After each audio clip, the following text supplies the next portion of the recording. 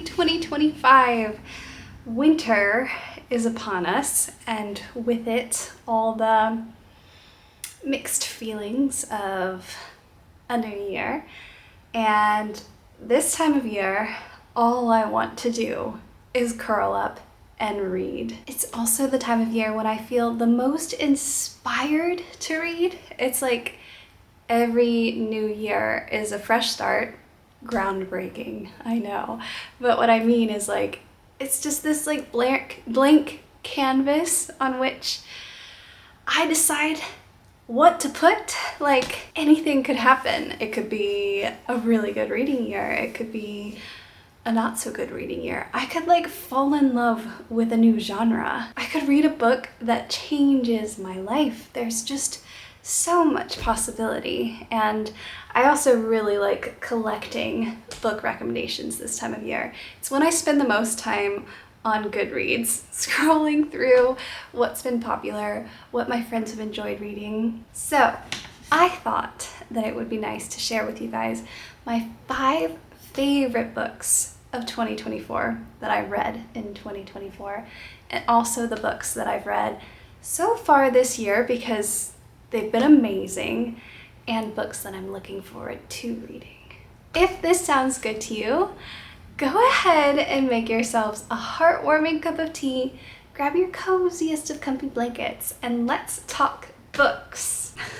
I just said my spiel, my heartwarming cup of tea spiel, only to realize that I don't actually have a cup of tea right now. I finished mine.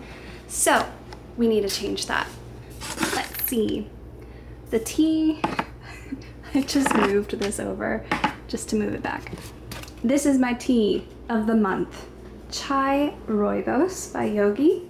Rooibos leaf, cardamom pod, cinnamon bark, ginger root, clove bud, and stevia leaf. That last one surprises me. Well, the water's boiling. There we go.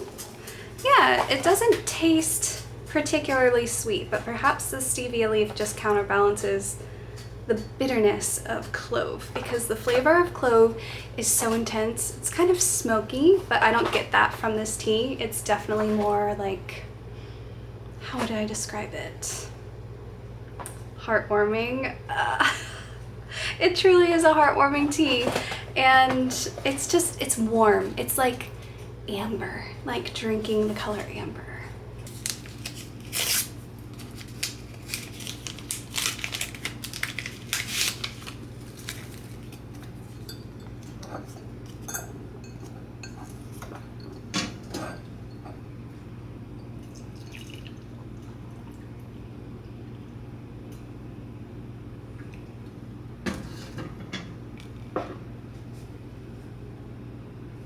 Can you see the steam?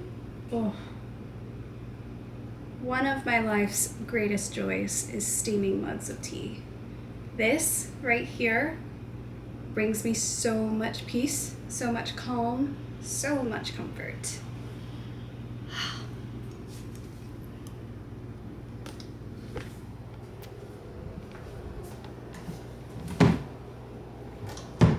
It's a good thing I came in here to make my tea, because I've also discovered my reading list from last year. I left it in here. I think I was in the process of making a new mug of tea and then got too excited about filming, too excited about books, and got distracted. I forgot a little plate to put my tea bag on when the tea's done steeping.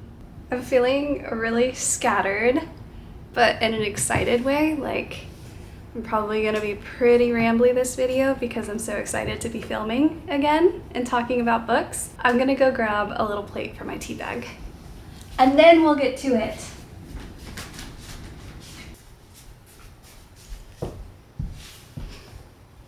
Tea plate acquired.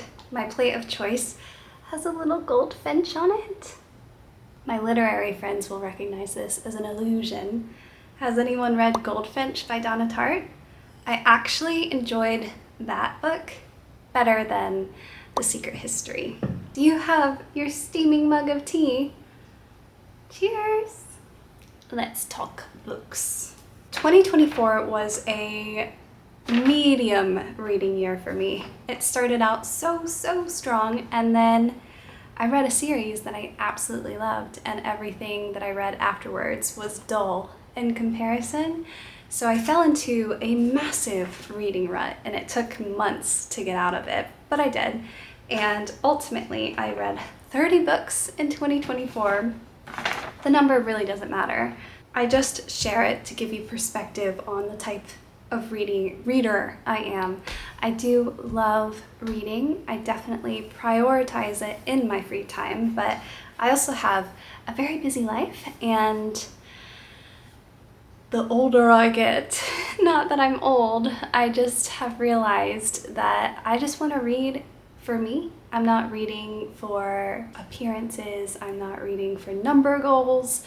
I'm not reading for worldly pursuits. I am just reading to enjoy myself. And I actually didn't fall in love with reading until I was in my early 20s. I always loved the idea of loving reading, but it wasn't until I found a series that I absolutely loved until I truly fell in love with reading. And I think that anyone can have that.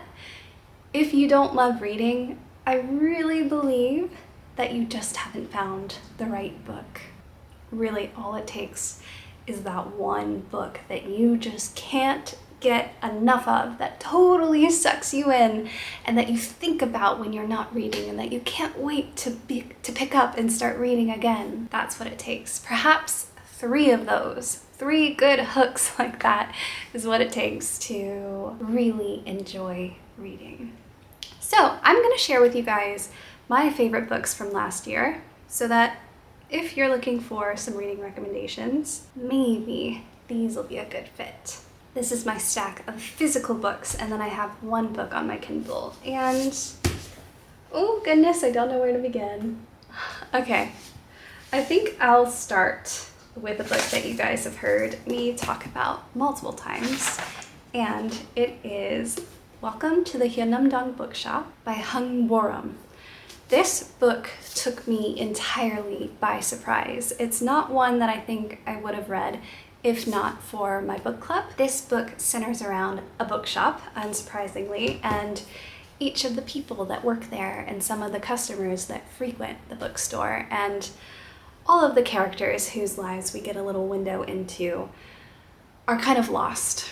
Each of them is going against what society deems a normal, successful life. Most of them have tried so hard to be that, to be successful, to do what's normal and what's expected, but it just doesn't fit. And so perhaps they're a group of misfits who kind of find each other at this bookstore. And there are themes of happiness. What do you need to live a happy life? There's the strong theme of friendship. How do you let yourself be vulnerable and open to friends, especially when you've experienced so much hardship and heartbreak in life? And of course, reading books, how they expose you to realities totally outside of your own, whether it's a lifestyle that's not like yours or like a totally fantastical world, a safe space when life is chaotic. And just each of the characters obviously shares a love and appreciation for reading, and it's kind of what unites them. This small, randomly placed in a neighborhood bookstore is their place where they find their found family. And that is what I have to say about Welcome to the Hyunam-Dong Bookshop. Next, okay. I'm going to go with a book that I haven't spoken with you guys about before, and it is We All Want Impossible Things by Katherine Newman.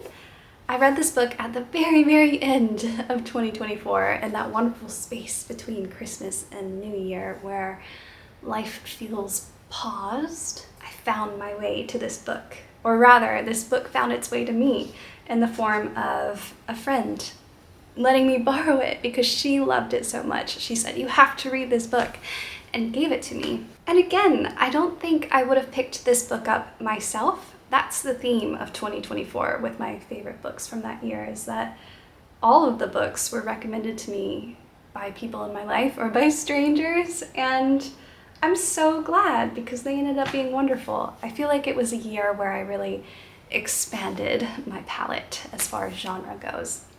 But this book is about two best friends, and one of them is dying of cancer. The majority of the book actually takes place in hospice, and it sounds shocking, but I found myself laughing out loud like every other page in this book. It is this wonderful mix of very big emotions, deep sadness and heartbreak, but hilarious moments and laugh out loud laughter. Like, I literally laughed out loud so much while reading this book.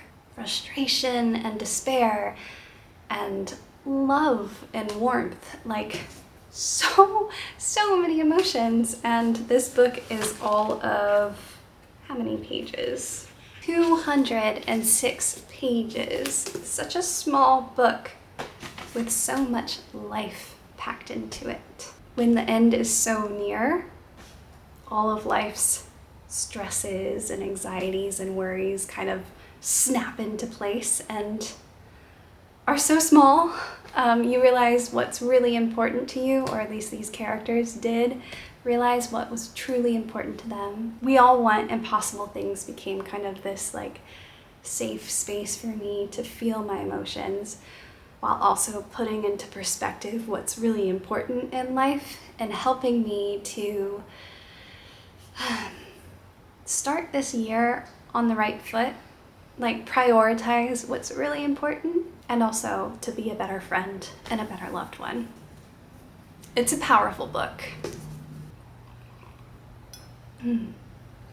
That's why I love fiction. I love nonfiction, but fiction is just so powerful in its ability to like really make you see your life clearly. Reading makes you empathetic. You become empathetic to the characters whose lives you're reading about, and it just helps you better understand yourself and the people in your life, and you get to pull what you want from books and enrich your surroundings with them. I did that thing where I sat on my heels and now my feet are asleep, so I need to reposition you because I've moved. That's better, much more comfy. All right, I need to talk about the A Court of Thorns and Roses series. The sensation of finding a series that you love and can't put down is such a gift. It feels so rare to me nowadays, even though I read more than I ever have. Like, it's hard to find a series that you love, and you guys, I love this series. It took me multiple tries to get into. I did not enjoy the first book. However, many of my friends told me that I would love this series and encouraged me to continue, and so many booktubers or book content creators that I love also loved this series, so I kept with it, and it took like a third or maybe halfway through A Court of Mist and Fury by Sarah J. Maas to really get into it. But once I was, this series was my companion through the dark winter months. It made everything so much more bearable. And I don't know how to talk about the series without giving anything away, so I'll just talk about what I liked, what stood out to me. One of my favorite tropes in literature is a misfit who is an outcast, doesn't feel like he or she or they belong, and through embracing themselves, they end up finding their found family, their friend group, their people, and I just love it. And that's what A Court of Thorns and Roses series, ACOTAR, is for me. The thing that I love the most about it are the characters and how they are there for each other, the friendships, the relationships. They're so strong. The worlds are also indescribably beautiful. The magic is fun. The characters are so well done. Like, there's so much depth to the characters. And the female friendships I read these books and I craved a strong, empowered female friend group. I felt inspired to be a strong, confident, healthy Morgan through the process of reading these books. And yeah, they just carried me through January, February, and into March. And it was just such a nice, necessary escape or a way to relax, a companion through the darkest times for me. I selected this book specifically because it got me into the series, but I think my favorite book of the series so far is, let me refer to my list, A Court of Silver Flames. As with most of Sarah J. Maas's books, the first half is kind of a struggle, and then after that, it's just amazing. And that was the case with A Court of Silver Flames. Switching genres, a book that was super helpful for me in 2024 was We Should Get Together by Vellos. This is a book about making friends as an adult. It's hard, you guys. It is increasingly difficult to make good friends. I have been through a lot in that regard in the last year. It was a super difficult year for me friend-wise, and this book was so helpful. First, by listing out the many reasons beyond you as to why it's difficult to make friends as an adult. Like, it's not just you, it's not you. There are so many fighting factors when it comes to adult friendship, like people moving away, or people having families, people getting married. People are busy with jobs and chores and responsibilities. I mean, we literally even had a pandemic that forced us to stay home away from our friends and made like physical contact basically impossible. And it became harder to like interact with people after that. Kat goes on to describe characteristics of a good friend, how like what you should look for in friends and how you can show up as a good friend. She has so many practical tips like conversation starters. She also shares several ideas of how to initiate quality time with people. So yeah, if you are hoping to make better friends or be a better friend in this year and find a stronger sense of community, I recommend reading that book. I read it with my Patreon book club last year, and it was one of my favorites, obviously. And again, it's just been so helpful. Last but not least is Winter Solstice by Rosamund Pilcher. I've talked about this book many times on my channel last year. It's crazy that it's now last year. This book was such a comfort. This book felt like a heart hug to read. It made me feel so peaceful, and I had good dreams after reading this book each night. Like, sleep was easy and good. This is one of those books that peeps into the lives of multiple characters who are seemingly totally unrelated, but by random circumstances, by the end of the book, all come together in a really wonderful way. I've recommended this book to so many people, and they've all been surprised by how much they love it. It takes place in the 90s in England, but also Scotland, in small towns on the edges of cliffs with windy roads. It spans the time between the start of fall and the winter solstice. I think actually Christmas and a little bit afterwards too. So it's like all the cozy seasons. It's so descriptive. In a previous video, I said that I thought it might be like a modern Jane Austen in its detail and in the description of the social interactions. Like, it's just that, it's like, how do I describe it? It's so descriptive, even to the point of being unnecessarily descriptive, but all the descriptions are so comforting, and the social dynamics, they're just so satisfying. It's just everything that you want in a book if you like cheesy comfort, feel-good comfort.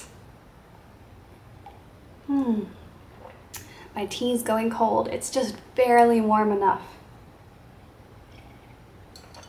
Those are my top 5 books of 2024.